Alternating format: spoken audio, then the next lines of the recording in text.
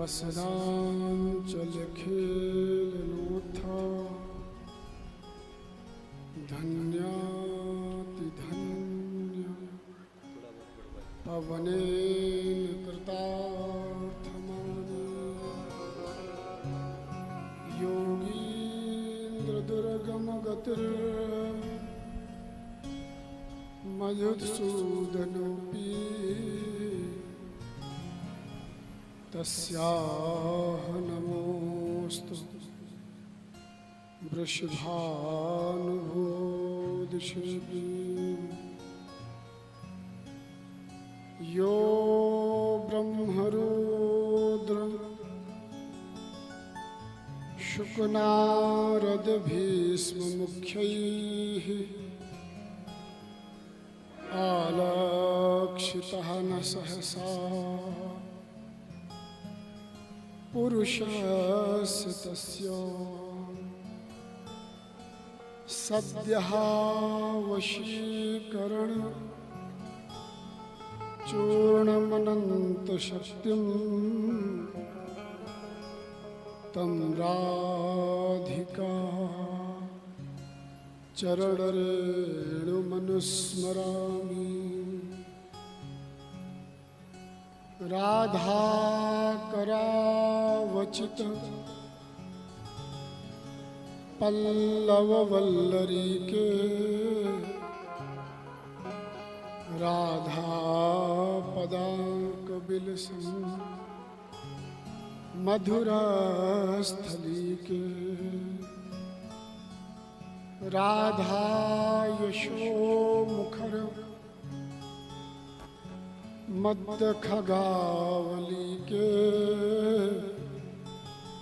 श्री राधा विहार विपिने रमता मनो में श्री राधा वल्लभ समारंभां श्री हरिवंश च मध्यमाम् अस्मदाचार्य पर्यन्ता वंदे गुरु परंपरा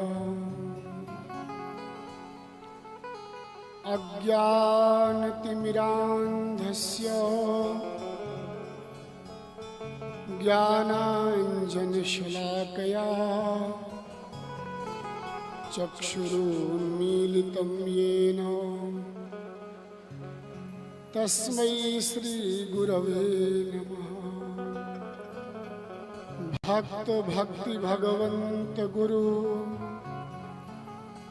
चतुर्नाम वपुएक इनके पद वंदन किए नाशेंगे। श्री राधा वल्लभ लाल की जय, श्री बांके बिहारी लाल की जय, श्रीमद् भागवत महापुराण की जय, श्री व्यास जी महाराज की जय, श्री सुखदेव जी महाराज की जय, श्री परीक्षित जी महाराज की जय। जय जय श्री राधे। श्री निवृत्त निकुंज विलासी अकारण करुणा वरुणालय श्री राधा वल्लभ लाल की अहेतु की अकारण करुणा कृपा के फलस्वरूप, थोड़ा आवाज धीमी आ रही है, दास को निरंतर संत वैष्णव महापुरुषों की सन्निधि प्राप्त होती रहती है। दास के ऊपर सदा संतों की कृपा बनी रही है। बड़े सौभाग्य की बात है। एतस्मात् अपरम किंचित मनः शुद्धेन विद्यते। भागवत जी के अतिरिक्त मन की शुद्धि का दूसरा कोई साधन दिखाई नहीं दे रहा। सब संतन मिल निर्णय लियो, मति, श्रुति, पुराण, इतिहास भजवे को दोई सुघर कह हरि कह हरिदास। सभी संतों ने गोष्ठी की, बैठक किया और सभी शास्त्रों का, पुराणों का, वेदों का मंथन करने के बाद यही निष्कर्ष निकला, या तो भगवान के प्राण प्यारे किसी भक्त का आश्रय ले लो, या तो भगवान का आश्रय ले लो, आपका कल्याण हो जाएगा। इस घोर कलिकाल में जीवन को पवित्र करने के लिए, भगवान की प्राप्ति करने के लिए नाम और कथा से बढ़कर दूसरा कोई साधन नहीं है। और बड़े सौभाग्य की बात है, इतनी देर से व्यास जी की कथा को सुन रहे थे, बहुत ही आनंद प्राप्त हुआ, क्योंकि आज ऐसा समय आ गया है कि ऐसी स्थिति को देखकर इतना दुख लगता है। कथाओं का धीरे धीरे करके स्वरूप बदलता चला जा रहा है। यह कथा में जितनी भी बार भजन हुए वो पूरी मर्यादित कीर्तन ही हुआ। आजकल तो फिल्मी तर्ज में भजन होने लग गए हैं। भजन के क्या बोल हैं उधर चित्त नहीं जाता है, किस तर्ज में चल रहा है चित्त उधर जाता है। देखिए, एक बात समझ लीजिए, आप किसी ही वैद्य के पास जाएं और वैद्य आपको कोई दवा दे, दवा कड़वी हो, और वैद्य से आप कहें कि आप ऐसा कीजिए, शहद तो मिलाने के लिए दे देते हैं आप, दवा मत दीजिए, शहद ही दे दीजिए, तो शहद के द्वारा आपका निदान होने वाला नहीं है। दवा को लेने से ही आपका रोग दूर होगा, ठीक होगा। यह जो बीच में भजन है, कीर्तन है, यह इसलिए है कि आपको जो बीच में झोंका आ जाता है, नींद आ जाती है, वो थोड़ा नींद चली जाएगी। कल्याण तो केवल कथा सुनकर ही होगा। आग के दाछे गए भजी पानी में, पानी में आग लगे तो क्या कीजिए। हम आग से बचने के लिए जल का आश्रय लिए, लेकिन जल का आश्रय लेने के बाद क्या देखे कि जल में ही आग लग गई। अब कहां बचकर जाएंगे। तो धीरे धीरे करके कल्याण के दो ही साधन बचे हैं, नाम और कथा। पर हम लोग कथा का स्वरूप भी बिगाड़ते चले जा रहे हैं। इसके मूल में कारण है श्रोता। देखते हैं कथावाचकों को, कथा में कथा होती ही नहीं है। अभी व्यास जी इतनी देर तक कथा बोले, कथा के अतिरिक्त कुछ नहीं बोले, पूरी कथा हुई। पर कई जगह ऐसा देखते हैं कि कथा में कथा के अलावा ही सब कुछ होता है, कथा नहीं होती। आप अपने पितरों के लिए कथा करा रहे हैं, आपके पूर्वजों का उद्धार हो जाए। आपके पितर भी बड़ी आशा करते हैं, भाग्योदयेन बहुजन्म समर्जितेन सत्संग मंच लभते पुरुषो यदा वै अज्ञान हेतु कृत मोह मदांधकार नाशम विधाय ही तदो दैते विवेका। अनंत जन्मों के जब समर्जित पुण्यों का पुण्य पूंजीभूत होते हैं, तभी हमें कथा सुनने को प्राप्त होती है। और हमारे अनंत जन्मों के पितर यह आशा करते हैं कि हमारा पुत्र, हमारा पौत्र अथवा हमारे वंश में ऐसा कोई भक्त वैष्णव हुआ है जो कथा कराने जा रहा है उन्हें एक आशा हो जाती है कि कथा से कल्याण हमारा भी हो जाएगा। आपको एक दृष्टांत सुना देते हैं। हमारे वृंदावन में एक संत हो गए हैं, दुर्गा प्रसाद जी। तो उनके आश्रम में संत जाते थे। एक महात्मा ने भजन का उपाय पूछा कि भजन कैसे करें, तो उन्होंने बताया उपाय। उसी विधि से वो नियम पूर्वक भजन करने लग गए। आवाज तो आ रही नहीं साफ पूरी आ रही। उसी नियम से वो भजन करने लग गए। कुछ समय के पश्चात क्या हुआ कि जैसे ही वो भजन के लिए बैठते तो चारों तरफ से ध्वनि सुनाई देती, जय हो जय हो जय हो। जब ध्वनि सुनाई देती तो उठ के खड़े हो जाते, चारों ओर देखते कहां से आवाज आ रही है, फिर बैठ जाते। कई दिनों तक ऐसा देखे। उसके बाद उनके पास दुर्गा प्रसाद जी के पास वापस गए और उनसे निवेदन किए कि जब भी मैं भजन के लिए बैठता हूं उस समय जय हो की आवाज निकलती, क्या बात है। तो इतना सुनते दुर्गा प्रसाद जी रोने लग गए फूट फूट कर। और थोड़ी देर के बाद बोले कि यह आवाज इसलिए आती है जब किसी वंश में कोई वैष्णव, कोई भक्त, कोई साधु हो जाता है और भजन करता है तो उसके पूर्वज उससे आशा करते हैं कि ये उत्पन्न हुआ, इसके द्वारा हमारा उद्धार हो जाए। तो तुम्हारे इसी देह के नहीं, तुम्हारे अनंत देह के पूर्वज पितर जो भटक रहे हैं, तुम्हारे भजन का प्रभाव है कि वो सबके सब मुक्त हो रहे हैं। और जब वो मुक्त होकर जाते हैं तो तुम्हारी जयकारा लगाते हैं कि धन्य है, तुम जैसा भक्त पुत्र हमारे कुल में उत्पन्न हो गया तो हम मुक्त हो गए।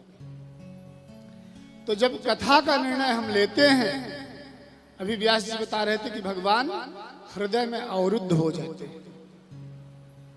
भगवान को भी आशा हो जाती है कि अब ये कथा कराएंगे तो हम भी कथा सुनेंगे। पर कथा यदि केवल नाम की कथा रह जाए तो ना तो हमारा उद्धार होगा, ना तो पूर्वजों का उद्धार होगा। केवल धन का खर्च होगा और 7 दिन हमारा समय लग जाएगा।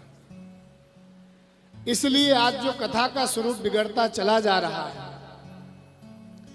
न जाने कितने यजमान यदि कथा में नचाते नहीं हैं, भजन नहीं होते हैं, उनको नाचने को नहीं मिलता है तो उन्हें कथा में रस नहीं आता है। महाराज जी बीच में थोड़ा भजन हो जाया करे, ये पब्लिक नाच लेती है, थोड़ा मनोरंजन हो जाता है। कथा मनोरंजन के लिए करा रहे हैं। मनोरंजन के लिए तो न जाने कितने साधन पड़े हुए हैं। अरे कल्याण के यही तो साधन बचे हुए हैं। इसी में आप मनोरंजन कर लोगे, आत्मरंजन नहीं करोगे तो फिर कल्याण कैसे होगा। कथा ही उत्तम है कल्याण का साधन, और दूसरा नहीं है। आज बहुत से लोग कहने लग गए हैं कि ये वक्ता लोग पब्लिक का समय बर्बाद करते हैं। बहुत से विमुख लोग हैं, ये पब्लिक का समय बर्बाद करते हैं। यह कथा का ही प्रभाव है कि आप सब इतने एकत्रित हुए हैं। कथा का ही प्रभाव है कि हिंदू में अभी संगठन बचा हुआ है। कथा ही सबको बचा के रखी हुई है। कथा के द्वारा ही हमें रामकृष्ण के विषय में पता चलता है। आज ना जाने बड़ा दुख लगता है जब इस बात को सुनते हैं। लोग कह देते हैं कि भगवान हमारे नहीं हैं। ग्रंथों को लिखने वाले सभी ब्राह्मण थे, उन्होंने अपने अपने लिए अच्छी बातें लिख ली। अरे जब ये कथा से हमें पता चलेगा कि भगवान हमारे भी हैं, भगवान सबके हैं, सबके प्रिय सबके हितकारी। भगवान के मन में आया कि जल के जंतु हैं, उनके मन में ये विचार ना आए कि केवल मनुष्यों के ही भगवान हैं, उनको अपनापन लगे, क्योंकि स्वर्गे परमा प्रीति, अपने वर्ग में प्रेम होता है। तो सभी जीव मुझे अपना माने, मैं सबसे प्रेम करता हूं। तो भगवान जल के जंतु बनकर आ गए, मत्स्य बन गए, कच्छप बन गए, ताकि जल के जीवों को भी लगे कि नहीं, भगवान हमारे भी। पशुओं को ये न लगे कि भगवान हमारे नहीं है। भगवान है ग्रीव बन गए, और तो और कहां तक कहें, भगवान बाराह तक बन गए। प्रत्येक जीव को लगे कि भगवान हमारे हैं। भगवान शबरी के ऊपर कृपा किए। न जाने कितने महात्मा सोचते थे कि हम ब्राह्मण हैं और इतने इतने हजारों वर्षों से तप कर रहे हैं, भगवान हमारे पास आएंगे। भगवान शबरी के पास गए। ये चीज हमें कथा बताती है। भगवान निषाद राज से प्रेम किए। भगवान चित्रकूट पहुंचे, भीलों से प्रेम किए। जब एक ब्राह्मण राक्षस हो गया तो भगवान राम बनकर आ गए उसका वध करने के लिए। जब क्षत्रिय अधर्मी हो गए तो भगवान परशुराम बनकर आ गए। भगवान सबके हैं, ये हमें कथा बताती है। और देखिए, आज जो संस्कार दिखाई दे रहा है जहां, उसके मूल में कारण है कि हम कथा सुन रहे हैं। जिस दिन से हम कथा सुनना बंद कर जाएंगे, हम पशुवत हो जाएंगे, संस्कार से भ्रष्ट हो जाएंगे। और जहां कहीं भी संस्कार की कमी आ रही है, आज अभी व्यास जी बड़ा सुंदर बता रहे थे, इस विषय में हमने चिंतन किया कि आज के बच्चे माँ बाप की सेवा नहीं करते। आज के बच्चे माँ बाप की सेवा नहीं करते हैं। इसका दोषी बच्चा नहीं है, इसके दोषी है माँ बाप। माँ बाप दोषी इसलिए है कि बचपन से उस बच्चे को संस्कार नहीं दिए। क्या कभी तुमने गीता पढ़ाई? हनुमान चालीसा पढ़ाते हैं, भक्तमाल की कथा होती है। जब बच्चा बोलना में ही नहीं जाता तो क्या सुनाते? Poem twinkle twinkle twinkle star, ऐसा सिखाते हैं। आप बच्चों को संस्कार नहीं दे रहे हैं। ध्रुव प्रहलाद में जो संस्कार आए हैं वो गर्भ से संस्कार आए, बचपन से माताओं ने संस्कार दिया है। आज संस्कार की कमी हो गई है। संस्कार कहां से आएंगे? संस्कार आएंगे कथा से। हमारे सबके घरों में अंग्रेजी माहौल हो गया है, और जो अंग्रेजी जानता है वो अपने आप को गौरव समझता है कि हम अंग्रेजी जानते हैं। यही कारण है कि आपने अपने बच्चों को संस्कार नहीं दिया, तो कोई बच्चा किसी दिशा में भटक रहा है, कोई बच्चा किसी दिशा में भटक रहा है। यदि आपके घर में नित्य रामचरितमानस होती, भक्तमाल की कथा होती, तो ऐसा कभी नहीं आता कि आपका बच्चा आपकी सेवा ना करे। कहते भारत आजाद हो गया। आजाद नहीं हुए हम, आज भी हम परतंत्र हैं। विदेशियों ने, विधर्मियों ने, उन्होंने विचार किया कि देश तो आजाद हो जाएगा, किंतु यदि इनकी शिक्षा सुरक्षित रहेगी, गुरुकुल सुरक्षित रहेंगे, तो ये पुनः स्वस्थ हो जाएंगे, पुनः अपने धर्म को स्वीकार कर लेंगे। उन्होंने सबसे पहले हमारे गुरुकुल नष्ट किए, हमारी शिक्षा को उन लोगों ने बर्बाद किया। हमारी धारणा बदल गई जब हम शिक्षा नहीं पढ़ते। आज के बच्चों की ये स्थिति आ गई है कि पुराणों की भाषा को, पुराणों की बात को स्वीकार नहीं करते। कहते भारत को जो है कौन वास्को डिगामा लाया था, भारत की खोज वास्को डिगामा ने की थी। आज हम अनूपपुर में आए हैं और जाके लिखें कि अनूपपुर हमने ऐसा ऐसा देखा है, तो क्या अनूपपुर की हमने खोज की है? भारत तो सनातन रहा है। आज के बच्चों की ऐसी पढ़ाई हो गई है, वो कहते हैं कि पहले हमारे पूर्वज बंदर थे, पहले वो ऐसा करते थे, फिर ऐसा खाते थे, फिर धीरे धीरे परिवर्तन हुआ तो ऐसा हुआ। कल ये स्थिति आ जाएगी यदि हम अपनी शिक्षा को नहीं सुधार रहे हैं तो हमारे बच्चे माँ बाप को बिल्कुल नहीं पूछेंगे और अपने धर्म में भी परिवर्तन कर देंगे। शिक्षा का ही प्रभाव है। आज ये स्थिति है कि बाबरी मस्जिद है, वृंदावन की मथुरा की जो मस्जिद है, काशी की जो मस्जिद है, न जाने कितने हिंदू वकील इसलिए लड़ रहे हैं कि वहां मस्जिद होनी चाहिए, क्योंकि उन्हें वहां वैसी शिक्षा नहीं मिली है। तो यदि आप लोग ध्यान नहीं देंगे, अपने बच्चों को शिक्षा नहीं देंगे, तो आपकी सेवा की तो बात छोड़िए, वो अपने हिंदू धर्म को भी नहीं पहचानेंगे, उन्हें गौरव भी नहीं होगा। अभी नूपुर शर्मा ने थोड़ा कुछ बोल दिया था, वो अपने धर्म में कितने कट्टर हैं, कितना बवाल मचा था। हमारे रामकृष्ण के विषय में, हनुमान जी के विषय में न जाने कैसे कैसे सभाओं में बोल दिया जाता है, लेकिन हम केवल सुन के रह जाते हैं। इसके मूल में कारण है कि हमारी शिक्षा सही नहीं है, हमारे गुरुकुल बर्बाद कर दिए गए। यदि विद्यालयों में औरंगजेब का इतिहास पढ़ाया जाता है, अकबर का पढ़ाया जाता है, महाराणा प्रताप के साथ क्या हुआ ये कभी पढ़ाया जाता है? लक्ष्मीबाई का चरित्र कभी पढ़ाया जाता है? बहुत से लोग तो ये सोच रहे हैं कथा के बीच में ये बात क्यों कर रहे हैं। हम मंच से ये बात नहीं करेंगे तो आप कहां से सुनेंगे ये बात।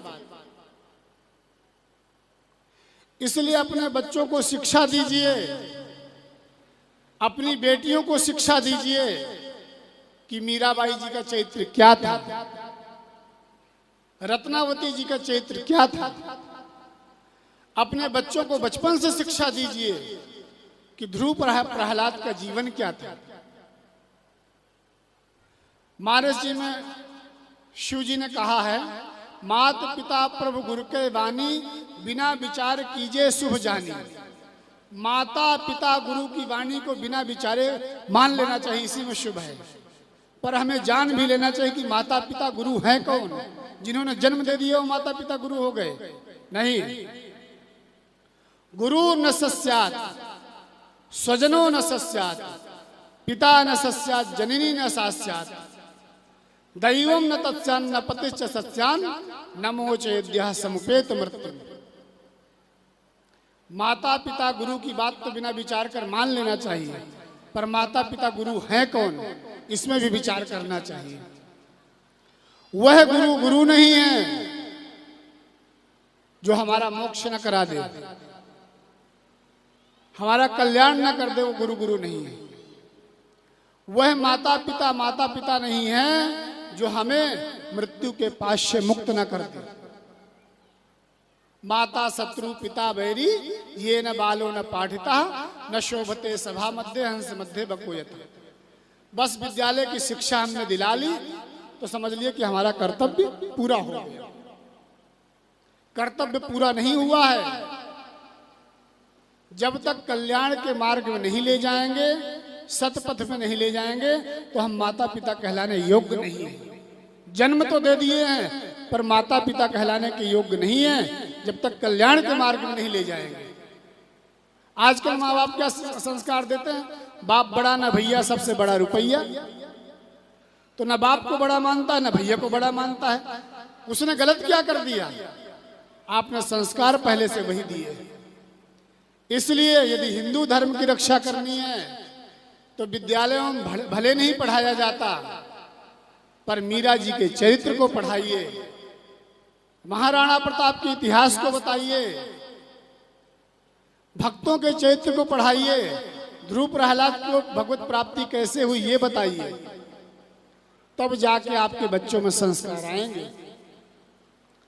हम जो खुद नहीं करते हैं वो अपने बच्चों से अपेक्षा करते हैं। हमने नहीं किया, हमारे बच्चे तो ऐसा करें। बच्चों को मंदिर नहीं ले जाते हैं। इसलिए यदि अपने धर्म की रक्षा करनी है, यदि ये चाहते हैं कि कल हमारे बच्चे हमारी सेवा करें, तो केवल कॉलेज की पढ़ाई से संस्कार नहीं आएंगे। अपने अपने घरों में नियम बनाइए। एक दिन की कथा को सुनने से जीवन नहीं बदल जाएगा। लगातार निरंतर घर में सत्संग होना चाहिए कि राम जी के क्या संस्कार थे, सीता जी के क्या संस्कार थे, मानस जी में क्या दिए, भक्तमाल में क्या दिए हुए। ये घर में नित्य सत्संग हुआ तभी संस्कार आएंगे। संस्कार क्या होते? सास बहू के नाटक देखते हैं। हमारा समय बंधा हुआ रहता 3 घंटे 4 घंटे का, ये नाटक देखना है। अरे वो नाटक काल्पनिक है, कल्पना से बनाए गए हैं, वो सोचे गए हैं, स्टोरी बनाई गई है और उसमें कैसे कैसे दृश्य दिखा देते हैं। उन दृश्यों को देखकर आपके बच्चों में संस्कार आएंगे। ध्रुव प्रहलाद ऐसे नहीं बने हैं। गर्भ में भगवान के चरित्रों को सुने। बड़े बूढ़ों में हम देखते, बड़े बूढ़ों की बड़ी गंभीर स्थिति चल रही है। वो दुनिया का सब काम कर लेंगे लेकिन उनसे भजन नहीं होता है। सर्वे क्षयांता निचया पतनांता समुच्छ्रया संयोगांतम वियोगांतम च मरणांतम च जीवितम। सर्वे क्षयांता ने, संसार के जितने भी संग्रह हैं एक न एक दिन नाश होने के लिए, चाहे जितना जोड़ लो आप, सब यही धरा का धरा रह जाएगा। कितने भी ऊंचे ऊंचाई पर पहुंच जाओ, नीचे गिरना पड़ेगा। संसार के जितने भी संयोग हैं, संबंध हैं, सब वियोग के लिए हैं। और ये जीवन प्राप्त हुआ है तो मरने के लिए प्राप्त हुआ है। किस बात का अभिमान कर रहे हैं? इसलिए यदि कथा प्राप्त हुई है तो ये नहीं कि महाराज जी ने कथा बहुत सुंदर कही, उसमें जाकर चिंतन कीजिए।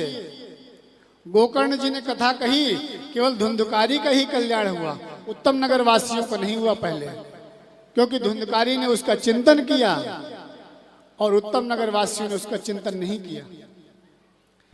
तो कथा सुने तो कथा जाकर खाने सोने में न लग जाएं।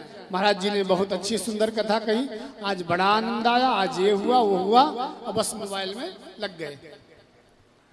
कथा सुनने के बाद उसका चिंतन करना चाहिए कि महाराज जी ने क्या बात बताई है और हम क्या कर रहे हैं।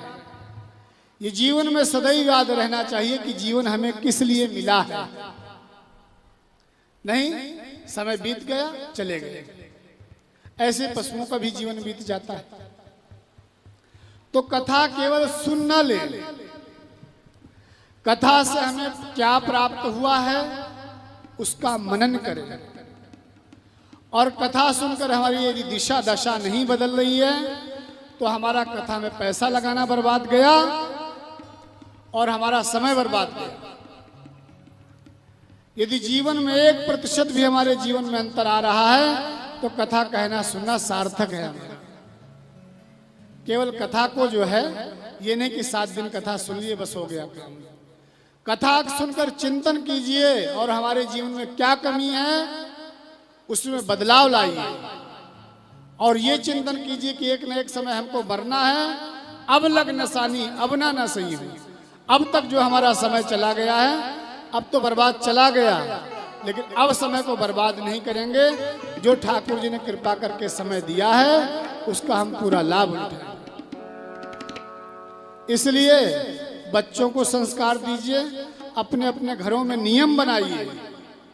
कॉलेज की पढ़ाई से संस्कार उनके बिगड़ते हैं, बनते नहीं हैं। आधुनिक शिक्षा से अपने अपने घरों में नियम बनाइए कि नित्य रामचरितमानस की चर्चा हो। जो 2 घंटा 3 घंटा जो टीवी में बर्बाद करते हैं ना, वो मानस जी में लगाइए। भक्तमाल की कथा की निरंतर चर्चा कीजिए, तब आपके पुत्रों में भक्ति आएगी, वैसे नहीं आएगी। और स्वयं भी भजन कीजिए। एक नियम लीजिए कि हम नाम जप करेंगे, भजन करेंगे, तभी आपका कथा सुनना सार्थक होगा। और नहीं हमारा कहना भी बेकार, कोई मतलब नहीं। व्यास जी कथा भी सुना रहे हैं, वो भी कहना सार्थक नहीं। यदि जीवन नहीं बदला तो सब बेकार गया। और कथा सुनकर एक का भी जीवन बदल गया तो कहने वाला का जीवन सार्थक हो गया और सुनने वाले का भी जीवन सार्थक हो गया। बोले भक्तवत्सल भगवान की जय।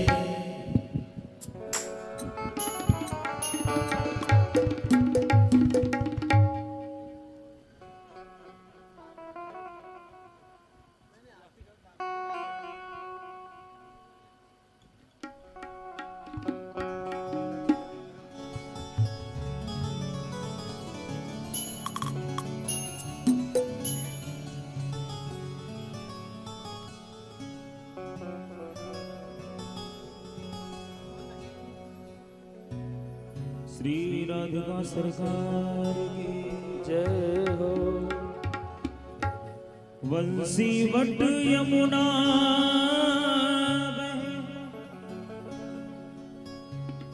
राधा संग ब्रजधार,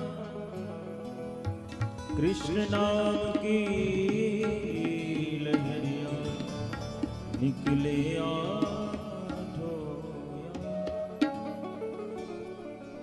आइए हम सभी लोग आरती में सम्मिलित होते हैं।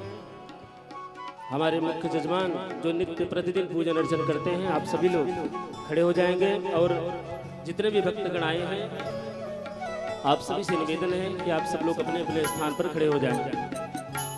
आरती की थाल मुख्य जजमान के पास भी रहेगी और एक थाली ज्यादा रहेगी, 2 थाली।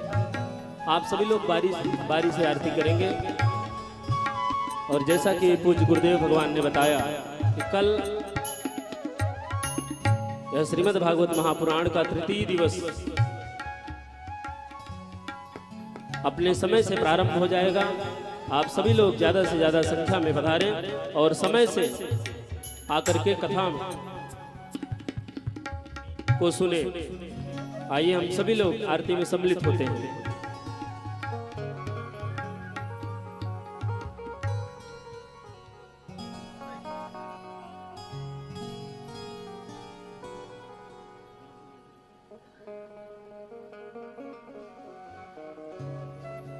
ओम ज्वालामालिन्ये नमः। ओम निदगुं हवे प्रजननं मे अस्तु दशभिरघुं सर्वगणगु स्वस्ताय आत्मसनि प्रजासनि पशुसनि लोकसन्नभयसनि अग्निः प्रजां बहुलां मे करोत्वन्नं पयोरेतो अस्मा सुदत्ता। बोलिए बांके बिहारी लाल की जय। श्री बांके बिहारी तेरी आरती गाओ, आरती गाओ प्यारे आप कोरी जाओ। श्री बांके बिहारी तेरी आरती गाओ, आरती गाओ प्यारे आप कोरी जाओ। श्री बांके बिहारी तेरी आरती गाओ, आरती गाओ प्यारे आप कोरी जाओ।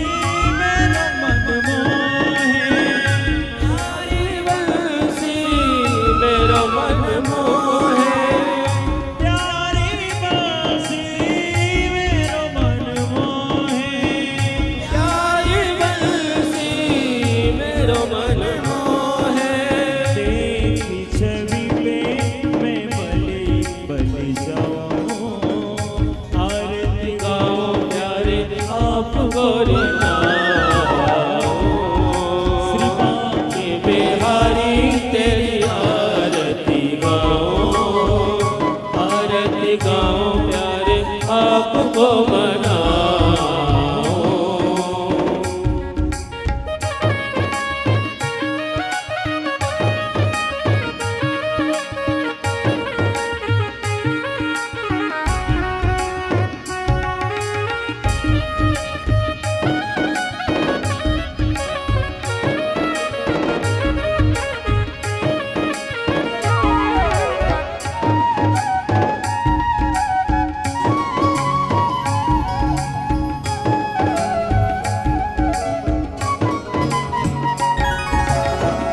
चरणों से निकली है गंगा प्यारी, चरणों से निकली है गंगा प्यारी, चरणों से निकली है गंगा प्यारी, चरणों से निकली है गंगा प्यारी।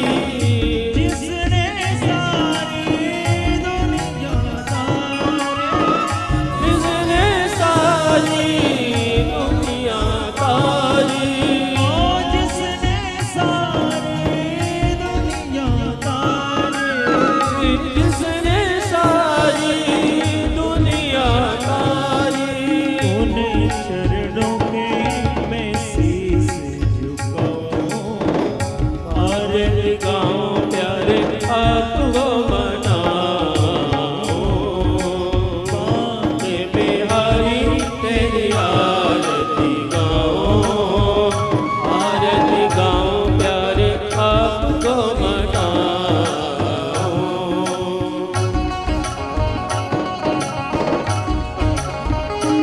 जय हो।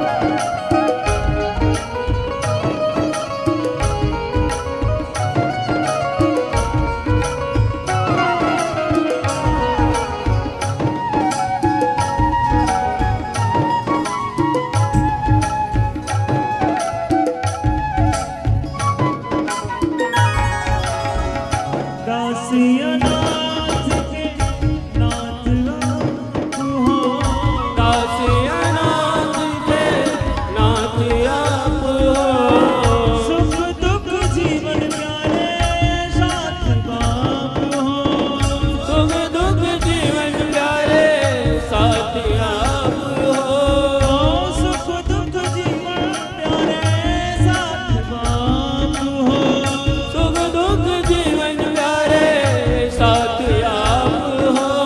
श्री चरणों में मैं बलि जाऊं, आके बिहारी तेरी आरती गाओ, आके बिहारी तेरी आरती गाओ, आरती गाओ प्यारे आपको मनाओ।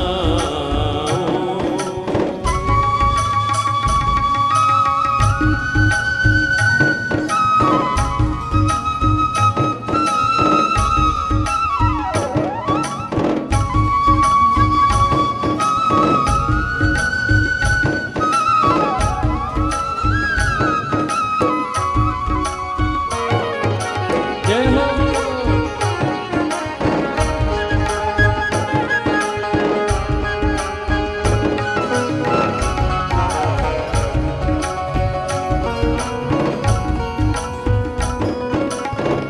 संगी सोहे मृग भाल तुम्हारे, संग सोहे ब्रिज बान दुलारी, ललिता दिख सब सखियां प्यारी, ललिता विशाखा सखियां सारी, ललिता विशाखा सखियां सारी, ललिता विशाखा सखियां सारी। वास सदा में वृंदावन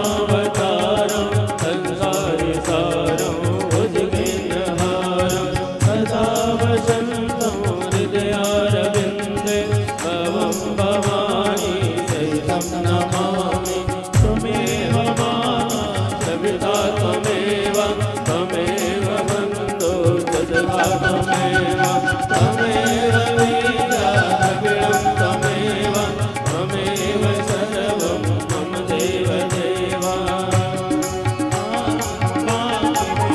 तेरी आरती गाऊं तेरे आपको मनाऊं श्रीमान बिहारी तेरी आरती गाऊं प्यारे आपको मनाऊं आरती गाऊं प्यारे आपको मनाऊं आरती गाऊं प्यारे आपको मनाऊं